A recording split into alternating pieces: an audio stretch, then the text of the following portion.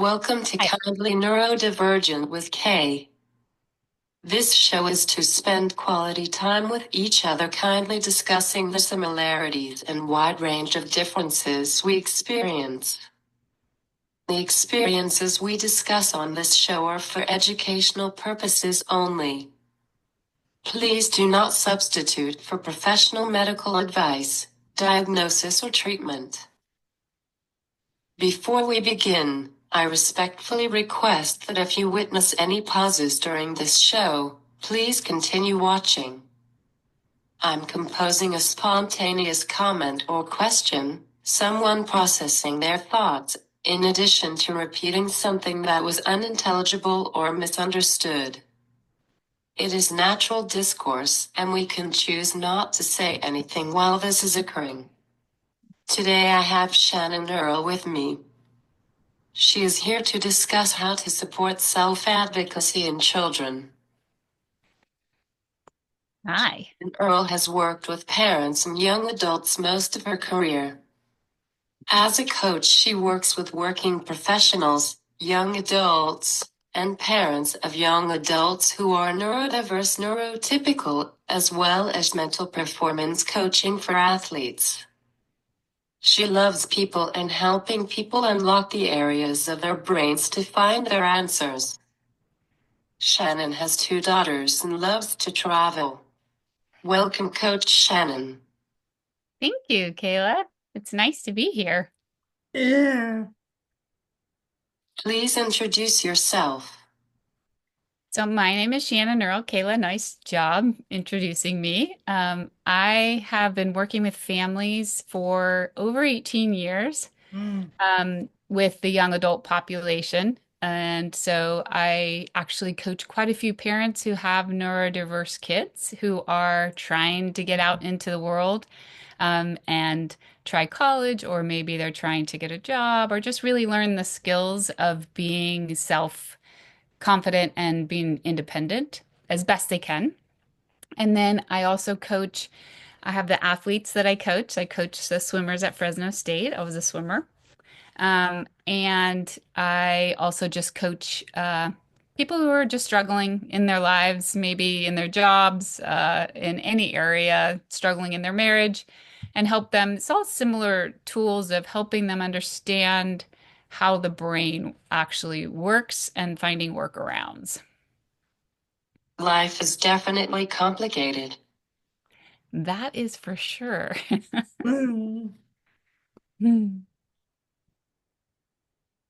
What does neuroscience say about our attention and thoughts?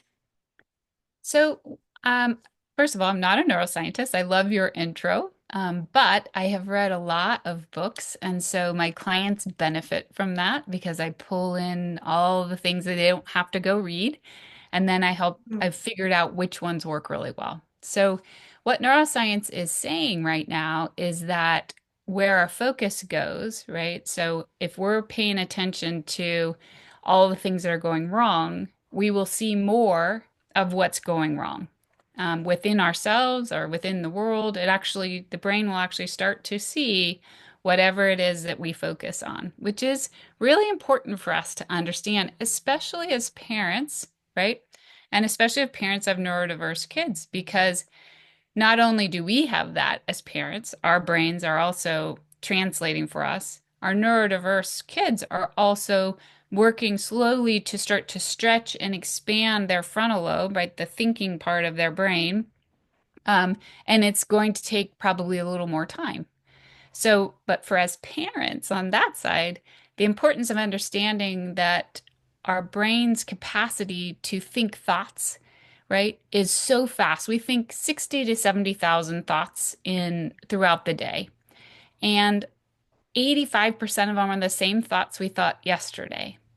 So if we're trying to shift something within ourselves, or we're trying to assist someone else, our kids, to shift something, we're going to have to start to think differently in order to see more possibilities. So it's fascinating. We take in 11 million bits of information in 1 second. And then our brains, in their lovely capacity, edits that down to 40. So you've just gone from 11 million bits, like sounds, things that you can hear, see, um, experience, and the brain edits all of it out. It gives you, here's 40. And Wow. it's crazy, right? So this 40 is based on our past, whatever we've experienced the most, our childhood, the challenges that we've had. The brain's like, oh no, this is like that, don't do it, right? And it starts to limit us based on making easy work for itself, really. It knows these 40, so it looks kind of like it, so this is what's happening.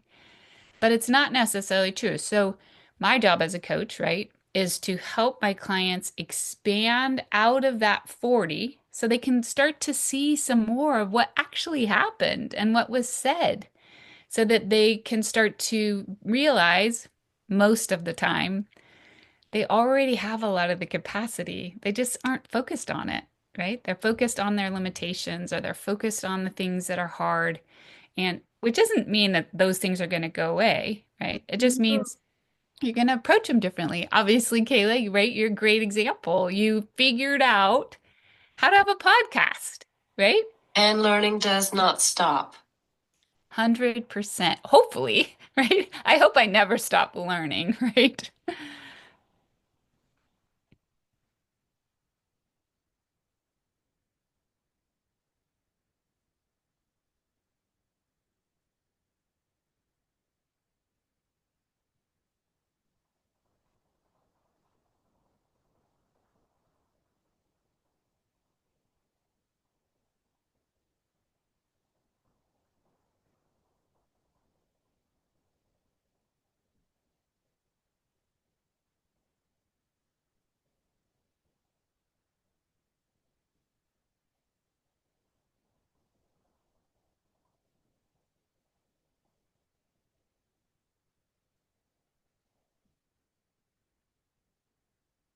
How does that look different with processing challenges? Right. So, and that's a big issue for some people, right? That the processing is going a little bit slower. And so I think that like with any, there's so many different aspects to neurotypical, neurodivergent. I think we're all a little neurodivergent, personally. Everybody has areas of their brains that works differently, right? Mhm. And so I think that with processing issues, it's a matter of that's like that would be a weakness, right? That'd be an area that's a little bit not as developed. And and what I always tell parents is, you don't know how far that's going to go, but don't stop putting some pressure there, right? At a rate that they can handle, your kids can handle, because the way that we start to shift and move the brain is we have to wire it in. And in order to wire it in, you have to actually do it, right? You have to actually take on that challenge. And even though it's frustrating and you want to give up and you're Mhm. so emotional, right? Which isn't very different from neurotypical to neurodivergent. It's just quieter sometimes than neurotypical. And so, what I say to parents is it's important to keep practicing, keep pushing just slightly, and giving your kids more responsibility to take on the tasks at hand, because that's the only way that they're going to get the brain to start to have it be automatic, is that they've practiced it enough times. So, that's how I would say with any neurodivergent person, as the parent, you know them so well, right? Your parents know you really well, I would imagine, Kayla. Meeting And their needs is a balance. say that one again. Meeting their needs is a balance. 100%. It's like meeting them and then also pushing them slightly, right? And Mhm. you've asked me questions about that of that the stressors, okay, not too much to where you give up, right? Because that wouldn't be helpful. Mhm. But enough of a stressor that's hard, right? But manageable, that's where growth happens. Right? We grow in hard. That's where we get motivated, is Mhm. it's challenging or we really want something and it's not given to us. We have to figure out how to get it, right? That's where then motivation comes from. And sometimes the tendency I can see in parents' love of their kids is that they overhelp. at times, leaving, and all humans, my experience, neurodiverse and neurotypical, if someone else will do it, usually we're going to let them because it's just easier. My challenges is all motor. Okay, so just so I want to make sure I really understand, Kate, your challenges are like motor skills. Aha. It's not an intellectual capacity, right? It's getting your body to move in the way that you would like it to. Mm. Which I would imagine creates some frustration, right? Of that people don't take the time, which is kind of part of all parents of neurodiverse is slowing way, really slowing down to give you the space and time, right, Kayla, within your, gifts and challenges to express who you are, which this is, I mean, how amazing is it that you can type on there and have your voice heard? I love that. It's beautiful. It's amazing. What a gift.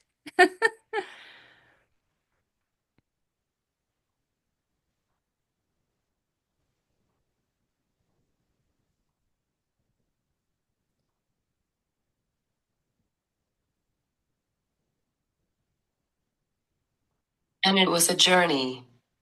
I'm sure that it was a journey. And my guess is that Kaylee, you're a really great example of it's not easy to do a podcast, right? It requires you, my guess, you're a good example because my guess is that you've got to get a hold of some of the thoughts of are people going to be patient? Are they going to want to be able to wait for my question, right? And you have to calm all that down because this is important to you and it's important for the world, right? And so, what a gift for you to work through some of your own internal spaces, right? To say, no, I'm going to do this, even though it's hard. That's amazing, right? And that's what, as parents, we want to find those avenues for them, for all of our kids, right? To find their path, whatever it is. And it's going to be different for everybody. Yeah. How can parents of neurodiverse children know when it is time to help them grow their ability to start to take on tasks and things that are challenging for them on purpose? It's a great question, Kayla. Um, I always tell parents that when things start to get really easy for your kids, like they're happy, they have nothing to do, they're doing, everything is all easy. That is a time that a stressor should probably be introduced, because it means they're satisfied. The brain's not being tasked right now, right? And it's important to understand that anything new is going to require more energy from the brain to actually tend to it. And we don't like that. The brain doesn't like it. It would rather not, right? So, as parents create and add in more stressors, more learning opportunities for their young adults and teens, even young kids, right? It's a little different with younger kids, but um, as they're introducing those stressors, the parents really want to stay on the side, supporting but not doing for them, right? So that they keep pushing that edge. Because what I tell a lot of parents, for your audience that has younger kids, and I'm sure you've experienced this too, Kayla, what your child can do at 10, right, is not what they're going to be doing at 20, right? Like the growth is so big, but it's hard for parents at times because this feels so real and intense, and it is hard. I always honor and love parents who are assisting an individual who's going to find a different type of a path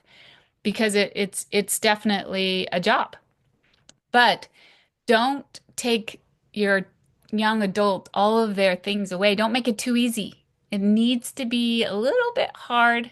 Like I said before, not to where they're going to go underwater, but enough to where they are being pushed a little. And if it gets overwhelming, right, then back off, right? And start again. But each time any of us approach a new task, get overwhelmed and then step away, and then go back to the task and are expected to, we start to grow, right? And one thing I'd say to parents within that is so some of the young adults that are going off to college, you think about how many new things. It's a new place to live, it's new people, it's new classes, it's new food, it's so much new. That is not a time to introduce anything else, right? And so the expectations need to come down during that time because their brains are overwhelmed with so much. And then eventually, their brains start to settle down, right? And that's no longer new. And then they start to pick up the studying and they pick up the social and they pick up the different areas that are a little more challenging for them. But first they've got to settle. So parents, I'd say for the parents on here is really know it's pacing. You can't expect everything all at one time. And most of your parents' Never too priorities are that. easy as life is unpredictable in many ways. Okay, say that one again. It is never too easy as life is unpredictable in many ways. Right. And it's interesting, right, Kayla, like the unpredictableness, that uncertainty, we want to pretend like, no, I don't think so. I don't like that part. But um there when we have a reality, right, that's not necessarily what we like or what we want, it's so important for us to have the possibility of where we want to be, where we want our kids to be. And in between those two, the reality and the possibility, is all that uncertainty, okay? But that's also where all the possibilities are. So I always tell my clients it's really important to get used to uncertainty. It's not going away. Um, and it's in that uncertainty, right, that we learn. And we're like, oh, I never even thought of that. That's brilliant, right?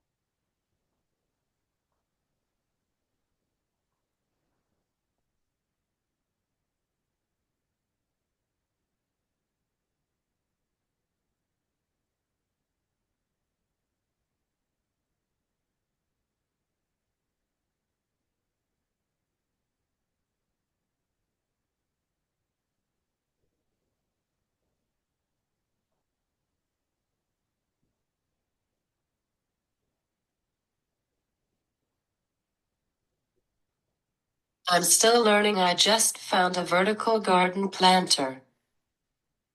That's amazing. And you're going to have it outside? Mhm. Are you going to put succulents in that or regular plants? Everything. That's amazing. If some neurodiverse adults need guardianship, how can self-advocating look? So that's a challenging reality, right? And every family has to make a decision about what's the best case scenario based on what's happening. But within, even if there is guardianship, it's really important that the young adult feels they can self-advocate because otherwise it can feel like a giving up, right? Like sometimes that just the mental thought of that. And I understand, of course, the reasoning why. So what I'd say is it's interesting in working with a lot of young adults. They will self-advocate and say, I want to have da da da. And really what they're saying is, I want you to give me that. And so what I'd say is in the process within the guardianship or just in general, it's helping the young adult understand, I call this yes when. So if there's something that you really want, let's just say, um, let's go with your garden, your vertical garden. Okay. So it's something you really, really wanted to have. And so then your parents might say something. This is going to be a little bit convoluted, but we'll use it anyway. They might say something like, okay, Kayla, that's awesome. But we're going to want to see from you that you've researched how you are going to actually do that. What kind of soil do you need to have in there? You're going to really take on the responsibility of understanding how you're going to actually maneuver and make that garden gorgeous, right? So Mm-hmm. then it's a yes win. So then you would go and you would figure out, which I'm sure you did, what's it going to take and how much is it and all these different things that are going to go into this, right? And then you negotiate with your parents on, okay, Kayla, you take on this part and we're willing to fund this part, but you're responsible. So in self-advocating, right, there are certain things sometimes just in figuring out how to be independent, right, of that maybe a young adult doesn't know how to order their prescriptions, right? So that would be something that if they're saying, I want to live on my own, which is pretty, it's like, okay, yes, when? You can order prescriptions, when you can cook, when you can take care of this, when you can take care of this, right? So it's not a, oh, of course, it's a helping the young adult learn the skills in moving them towards the goal that they have, but not just giving it carte blanche, right? Like it's not just an automatic, it's actually an amazing way to help them grow because they have something they really want.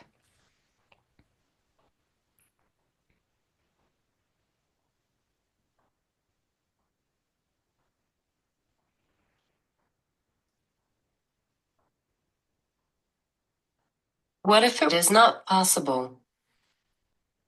If it's not possible to get to the goal, Mm-hmm. yeah, then if it's something that really isn't possible, then that's why the guardianship's there, right? Is to say this actually, you actually aren't gaining the strengths or the abilities to get to that. Could we change the goal, right? Could we change the goal to something that is really within your capacity, but is going to stretch you, right? Which it's a challenging dance, right? Because sometimes I know for me, it's like, I think I can, swim how I swam when I was 20, and I really can't, right? It's not going to happen. But my brain is telling me, and that happens for young adults too. It's like, no, I know I can do it, but the skills just really aren't there. And they don't think about that because, right, goes to that frontal lobe again. um, the frontal lobe is growing and developing. It's not developed. And they're finding now it's really not going to be fully developed till 29, 30. And for neurodiverse brains, it could be a little bit longer.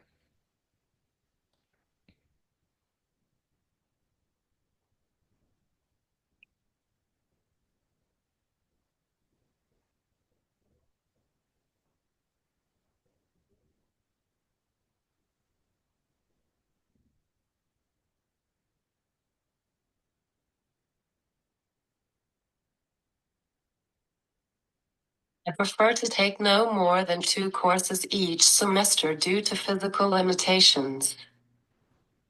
And Kayla, you would be surprised at how common that is, right? Because my guess is for you, it's the perfect amount. Mm-hmm. It's not too much, but it's not too little, and you're chunking it. And that's a great, I mean, nice job for your parents to see, yeah, this is the capacity, right? And nice job for you to also not try to be like, I need to take 4 classes, and then you fail to and you pass to, right? That would be silly. So, yes, 7 years. say it again. 7 years. 7, yeah. And who cares, right? It takes 20, my guess is, Kayla, with your personality, you're gonna be going to school forever if you can. Just constantly learning, right? Because it's your personality. Exactly. hmm So good for you and good for your parents to understand. And that's exactly what I'm talking about. Finding whoever your kid is, where is the perfect place to be growing and moving, but not be overwhelmed. Um, and as much as possible, giving the power back to the young adult. Even though they don't have all the skills and all the tools to manage that, you're still there as the parent, It's just you're asking them to have to start to kind of think about that, right?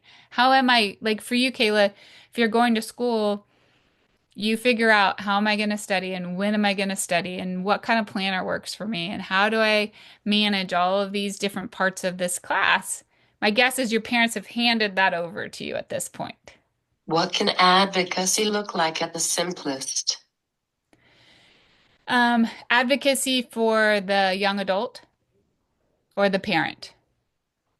Yeah, no.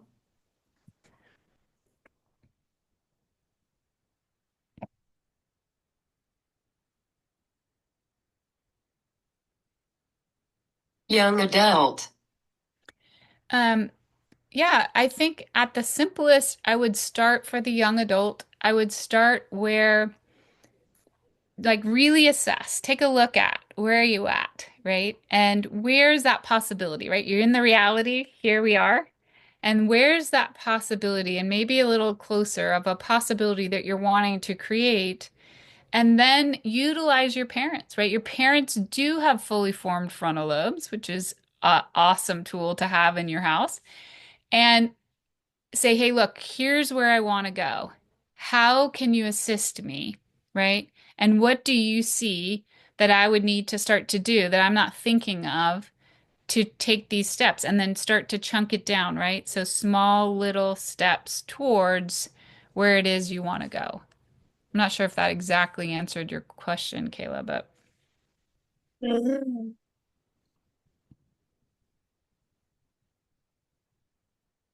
Why is it called advocacy instead of independence or something else? that's a good question. I have never thought of that. I think if I was going to define advocacy, it's would be like having a conversation with your parents saying, "Hey, look, here's what's happening, and I would like it to be a little different." So you're advocating for something or you're advocating for yourself, right? Whereas independence, I see is kind of the skills that you're going to need to do it on your own, right? Which I really am more of a firm believer in interdependence because I think this independence movement of I got to do it all by myself, it's just silly, right? Like we're humans and we live in community, we have families. I think that interdependence, gaining skills to take care of yourself within a community is probably our better bet. Right? Teamwork. Absolutely, teamwork. Right. And I think neurodiverse kids understand that more, right? Because they do have a team around them. I'm not sure they always think about it that way because sometimes it's like, oh, parents, why are you getting in my way? I want to do this, right? Um, and so it's your parents' job to let you figure out how to get that done. And that can be frustrating, right? But it is where growth happens.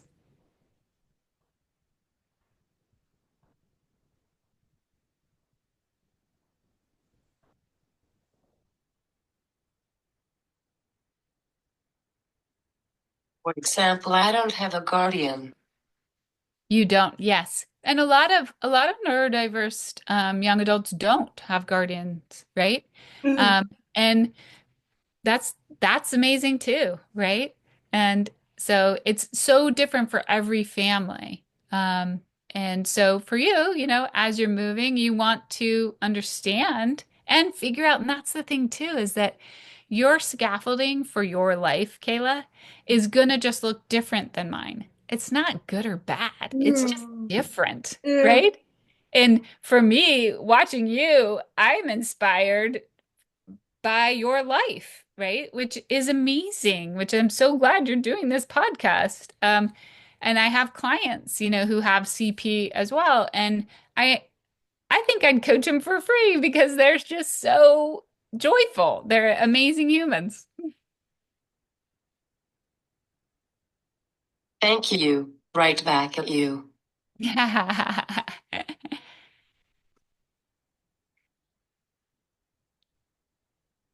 Is there a difference between self-advocacy and selfishness? That's another really good question. My answer would be this. I think self-advocacy is when you are after something, right? And you're willing to put the work in. You're willing to figure out if you do have a weakness, right? You're going to use your strengths to figure out a way to compensate for that area, and you're going to get to where you want to go. So that's self-advocacy, right? You're moving towards and you're willing to put the work in. I think selfishness is a little bit more where it's like, okay, let's just say we'll use your example of you have this vertical garden, and you're like, Mom and Dad, I want a vertical garden. I want you to put the soil in there. I want you to plant it, and I want it done.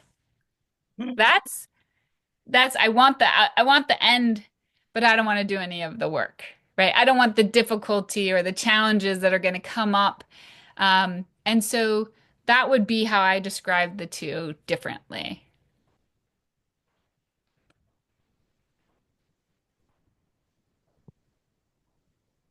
Even if you want a different snack is advocacy. If you want a different snack than what's being given, No. uh-huh. So that would be self-advocacy. It's a little challenging, my guess is, because you probably do go to the store. No. No. So so then that's going to be like, hey, Mom and Dad, here's the snack that I would like, right? And I've researched it and Sometimes. sometimes, yeah, right. But so that's kind of you're trying to get them on board with a snack you would like, and maybe is it a healthy snack or a not so healthy? And they're like, oh no, you can't have that.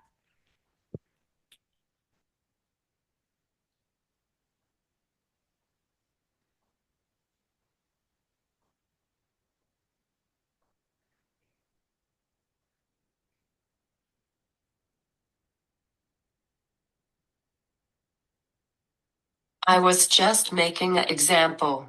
Okay. So, and it's a good example, right? And so it's like if it's really and it's difficult because if you don't have the funds, right, your parents are in charge of what snacks get bought. So that's where I would say with parents and especially teens and young adults is I find like a weekly meeting just talking about how is the living going? How is, are you taking care of the things you're in charge of?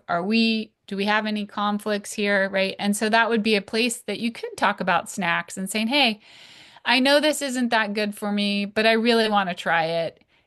Can you support me on this?" Right? And you kind of have a real conversation. I think some of the issues that we have is we're busy, and we don't take the time to actually talk through things calmly. We do it off the cuff just throughout the week. And then nobody's really satisfied because you really haven't talked about what's going on. And so when there's a regular time to speak to each other, the brain gets into the habit of it, which you can always appreciate a good routine for the brain. And then it knows, oh, I'm going to write that down because I'm going to talk to my parents on our meeting time about this. And then you have time to think about the things you want to bring up. Your parents have time to think about the things that they want to bring up. And you have a much more intentional conversation, which can change everything. I was just making an example for little kids. Yeah, for little kids. And that's really challenging, right? Because parents, of course, only want snacks that are healthy. No. Yeah. And then if a kid doesn't like it, but I think it still holds, to continue to say, hey, can I have one snack that's not good for me? And that's harder for little kids too, right? Because they don't really even have the as developed a brain, right? They're just like, I want this. Um, but I think we can start as parents, we can acknowledge that of, having one outside of the healthy snack, that feels within that, give them a little bit of being able to do something like that or negotiating, I guess, a little bit. Is the frontal lobe different in neurodiverse individuals? So, my limited understanding is yes, right? That the frontal lobe is in charge of decision making, problem solving, impulse control, social, right? Relationships, which can be challenging. Um, not just for the neurodiverse, for everybody.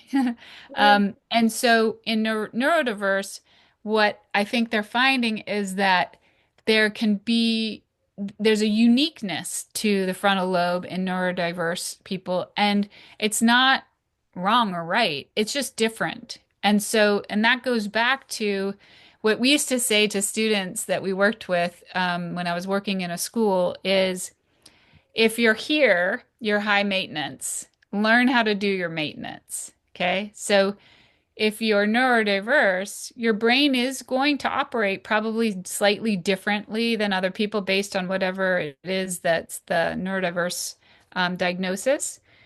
Just it's figuring out how do you then maneuver around, put scaffolding in the areas that are weak, utilize your strengths because everybody has them, right? And use the strengths to, maybe you're really strong in video games, right? And using that strength of video games and moving it over to creating some sort of social, which is not your strength, right? Instead of just only going with the strength. So it's definitely different, but everybody can figure out how to maneuver and strengthen some of those weaker areas. And maybe they won't fully get to where it is that you want them to be. But with the other strengths, you can figure out how to make it so your life is, in a balanced place where you want it to really be. Nothing is wrong in this conversation as it is variable. It is 100% variable. And what I always tell parents is if, Kayla, how old are you? Do you mind if I ask you? 20s. 20. Okay, so you still have 10 more years of brain development. Okay. And what I think sometimes happens is as parents, we think, figure it out. You should know this already. Come on.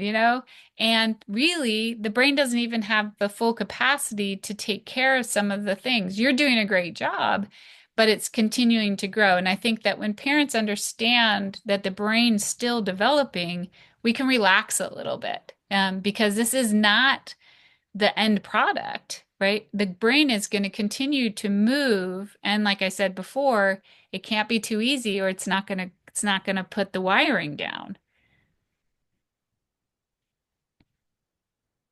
I'm on the older side of 20s. Almost 21. That's a big birthday. Oh, um,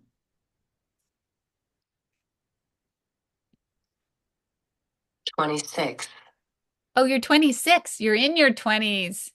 God. mm, Okay. So, which that makes sense kind of with being able to have a podcast, right? You've got more capacity of what's going on up there, and you still have 2 more years. How exciting is that, right? You still have more that's going to start. All of a sudden, you're going to be like, oh my gosh, this is so much easier to think about.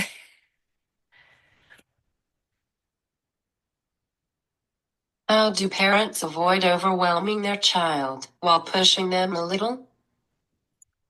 Yeah, and it's tricky. And what I'd say is you can't be too static as a parent, right? In general, you have to be willing to move. And even though you have a boundary, sometimes you got to soften it some, and then you got to pull it back in based on what's happening within your young adult and kids. Because if the expectations are so high and they're constant, and once you meet one thing and then it's the next thing that needs to happen, and then it's the next thing, which is our tendency as humans, that can feel like why even try? Like I'm never going to get there. So I am a big firm believer in celebrating everything, yeah, right? All the time because why not, right? So if I think for parents is give them a task, if you're pushing and they achieve it or they even achieve it Agreed. halfway. Agreed. Yes, right? Celebrate that you got halfway. Why not? Right? Like you got your partway there because the brain then is getting the chemicals that it's going to want to do it again. Whereas if it feels like, okay, partway wasn't good enough and I just keep getting partway, that's not going to probably be your most conducive to wanting to try again. So I'd say one thing at a time if possible, right? Not, of course, there's always so much to do in life, but if you yeah, can, yeah, focus on one task that you're like, okay, we're committed to getting this task down, just one. Because, like I said, if there's too many things happening that are new, the brain actually has to expend more energy on new. And it can exhaust you, right? You can just get totally overwhelmed and exhausted, truly. So, one task for shorter periods of time and then backing off, celebrating, right? Yes, good, a good, this yes is good, or ta-da, right? Um, and encouraging the young adult to do that as well. It's silly, but it feels good, right?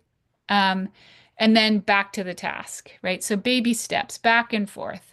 I had one young adult, Kayla, social was hard, and so we would talk, and I could see him shutting down, like if I was talking too much about, okay, how are we gonna get you out there and talking to people, and he would hang in there for maybe 5 minutes, and then all of a sudden I saw the glazed eyes, and then I would switch to talk about football.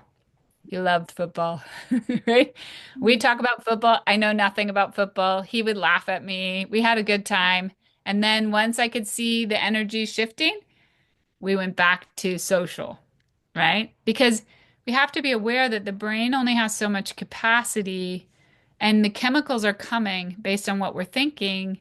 And if you get too saturated, right, then you can't think, right? That frontal lobe goes offline, which is important for parents to know that if you as a parent go into fight or flight, or your child goes into fight or flight, this is not the time to teach. Nobody's there. There's nobody in the room at that time. Everybody needs to just calm down, take a breather, go for a walk, take a nap. I'm a big believer in naps. Let the chemicals dissipate and then come back to whatever was happening when everybody's calm. But that's not our tendency, right? Like we like you got to hear what I'm saying right now. It's silly. Nobody's listening, right? The brain's actually taking all of its energy into like I've got to either fight or flight, right? So that's just a good tip for parents. Like just stop talking in those moments and see if you can't all regulate. And confidence look different for neurodiverse individuals? Um, you know, confidence. So here's what I think about confidence. I think everybody needs more confidence. I think we spend so much time thinking we should be something else or someone else or somehow we should be doing something different. That's not a confident building place to be. But this is actually when they've done studies, here's how to build confidence, they say, is to say, so for you, I love your example. Thank you for giving it to me in the beginning. You have a vertical uh, garden now, right? And so you can build confidence by saying, I'm going to get a vertical garden and I'm going to plant it. And here's the plants I'm going to put in it. And then you do it. That's what builds confidence. Okay. To say, I'm going to have a podcast and I'm going to invite Shannon on and we're going to have the podcast. And then you did it. Okay. That builds confidence. And it doesn't even have to be that big. It could be, I'm going to brush my teeth today, right? Which is a challenge for a lot of people, right? I'm going to actually brush my teeth in the morning and I'm going to brush my teeth in the evening. And then you brush your teeth in the morning and you brush your teeth in the evening. That builds confidence.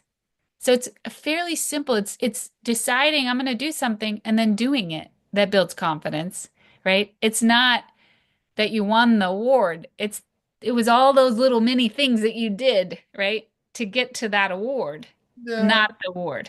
So, Yeah. yeah, I think everybody's working on this, including adults, right? Like, I think everybody has to work on their own confidence. Thank you, Coach Shannon, for doing this with me. You are It's great so, to have you on. it's Please been, share this talk show with your family, friends, clients, and colleagues. Everyone watching, don't forget to like, follow, subscribe, and share on Facebook, Instagram, and YouTube.